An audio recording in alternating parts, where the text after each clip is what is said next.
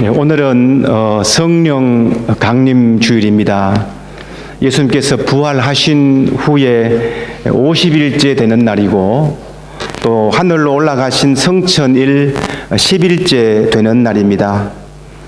이날 마가의 다락방에 모인 초대교회 성도들에게 성령께서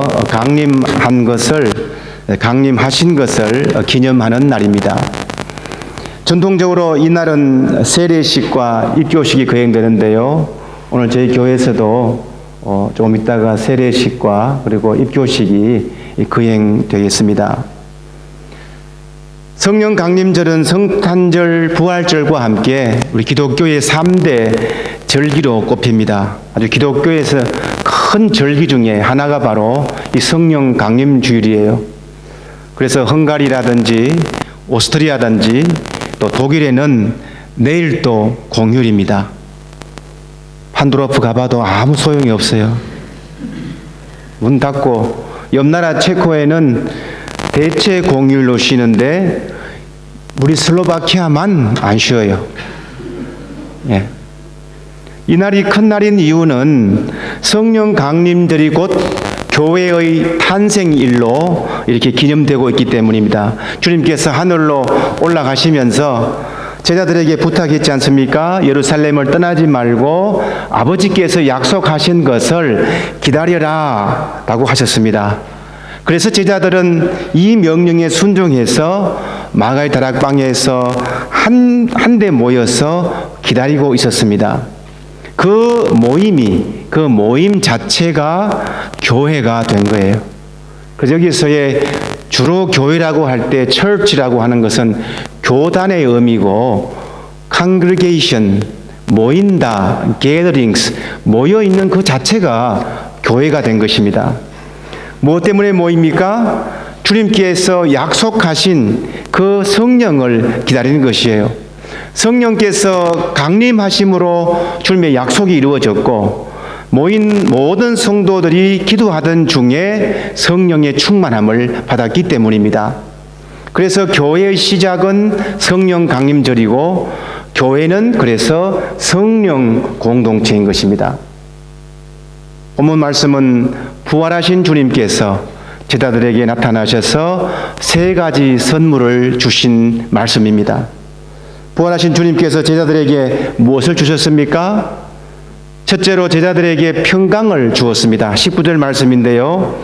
이날 곧 안식 후 첫날 저녁에 제자들이 유대인들을 두려워하여 모인 곳의 문들을 닫았더니 예수께서 오사 가운데 서서 이르되 너에게 평강이 있을지어다. 아멘. 제자들은 지금 두려워 떨고 있어요. 유대인들이 두렵고 앞일이 막막하고 문을 굳게 닫고 이제 피신해 있었습니다. 믿음도 정신도 육체도 아주 피곤한 상태, 나약한 상태입니다. 이런 상황에 있는 제자들에게 주님은 너에게 평강이 있을지어다. 너에게 평강이 있으리라. 평강을 선물합니다. 평강은 마음의 평화를 말합니다. 온전한 평화를 말합니다. 두려워하는 제자들에게 예수님은 지금 가장 제자들에게 필요한 것이 무엇인지를 알고 마음의 평화를 주셨다는 거예요. 이 평화를 선물로 받은 제자들은 어떻게 되었습니까? 20절 말씀인데요. 이 말씀을 하시고 손과 옆구리를 보시니 제자들이 주를 보고 기뻐하더라. 평강을 선물로 받은 제자들의 마음은 두려움에서 기쁨으로 바뀌었습니다. 부활하신 주님을 만나고 나니까 이전에 갖고 있던 염려와 두려움이 한순간에 사라지고 말았습니다. 사랑하는 여러분, 주님의 평강은 우리에게 기쁨을 줍니다. 이 땅의 삶은 종종 두렵기까지 합니다. 앞날이 두려울 때가 있고 대학 진학이 두려울 때가 있고 환경이 두려울 때가 있고 사람이 두려울 때도 있습니다. 지금도 전쟁의 소문이 끊이지 않고 기근과 지진이 있고 태풍의 소식이 들려옵니다.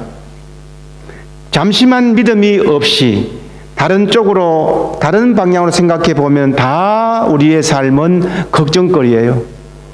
이래도 걱정, 저래도 걱정. 아침에 일어나면서부터 저녁에 잘 때까지 다 해결해야 될 일이고 모두 다 마음 졸이면서 가슴 조이면서 기다려야 될 일이면서 걱정거심으로 해결해야 될 일들 뿐입니다. 하지만 이럴 때일수록 주님이 우리에게 주시는 것이 평강입니다. 너무 두려워하지 마시기 바랍니다. 어떤 이유에서든 두려움으로 인해서 우리의 마음문을 닫으면은 주님의 평강은 사라지는 거예요. 두려움 속에서도 주님의 손과 옆구리를 발견하시고 주님 안에서 평강을 찾으시기 바랍니다. 그리하면 사람의 헤아림을 뛰어넘는 하나님의 평화가 우리의 마음과 생각을 지켜주실 것입니다. 부활하신 주님께서 주신 이 평강의 선물이 우리의 삶에 차고 넘치기를 바랍니다. 둘째로 부활하신 주님은 저들에게 사명을 선물로 주셨습니다. 21절 말씀인데요. 예수께서 이르시되 너희에게 평강이 있을지어다. 아버지께서 나를 보내신 것 같이 나도 너희를 보내노라. 나도 너희를 보내노라 라고 하는 이것은 우리를 사명자로 세우겠다고 하는 것입니다. 우리의 정체성을 말해줍니다. 예수님도 아버지로부터 이 땅에 보냄받았습니다. 마찬가지로 우리도 주님의 사역을 위해서 주님으로부터 보냄받은 존재입니다. 우리 모두는 이 땅에 보냄받은 사람입니다. 이것이 우리의 사명이에요. 우리 교회도 이곳 슬로바키아에 보내졌고 브라슬라바에 보냄받았습니다. 우리 교회는 주님을 예배하고 주님께서 하신 일을 증거하는 선교 공동체입니다. 이 본질을 벗어나 버리면 우리의 만남은 그저 인간끼리의 모임밖에 되지 않는 거예요. 어제도 집시 어린이 선교를 잘 다녀왔습니다. 우리 모두가 바자회부터 시작해서 합심으로 기도로 동역해 주셨고 또 직접 어제는 선교 사역에 동참에 참여해 주셔서 너무나 감사를 드립니다.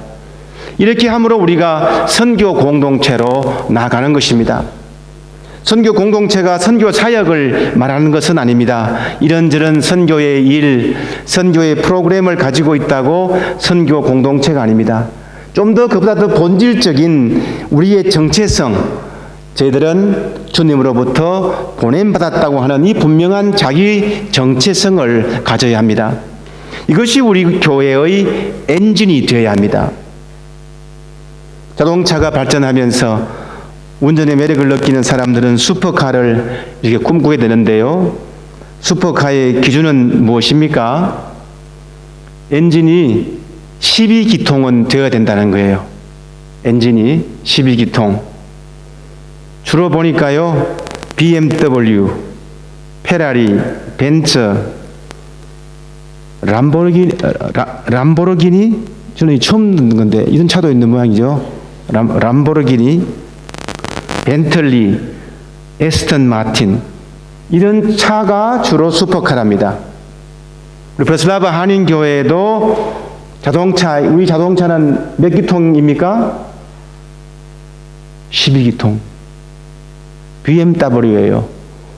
브라슬라바 미셔널 웨건. 이거 지운다고 또 어제 또 설교 준비하면서 웨건이 보기에는 좀 볼품이 없잖아요. 뭐 마차 같아요. 밖으로 볼 때는 볼품이 없지만은 선교 마차입니다. 그런데 엔진이 몇 기통이라고 그랬죠? 12기통이에요. 그 엔진이 무엇입니까? 선교입니다. 선교적 자기 정체성을 말합니다. 교회가 선교고 선교가 교회입니다. 그래서 교회에서 하는 모든 일은 선교적이어야 돼요. 선교회 모임도 물론이고 저희들의 간식 모임도 선교적이어야 합니다. 찬양도, 예배도, 성경 공부도, 이번 주 토요일 날 있는 싱글벙글 골프 대회도, 다음 주 첫째 주에 있을 야외 예배도 다 선교적이어야 된다는 것입니다.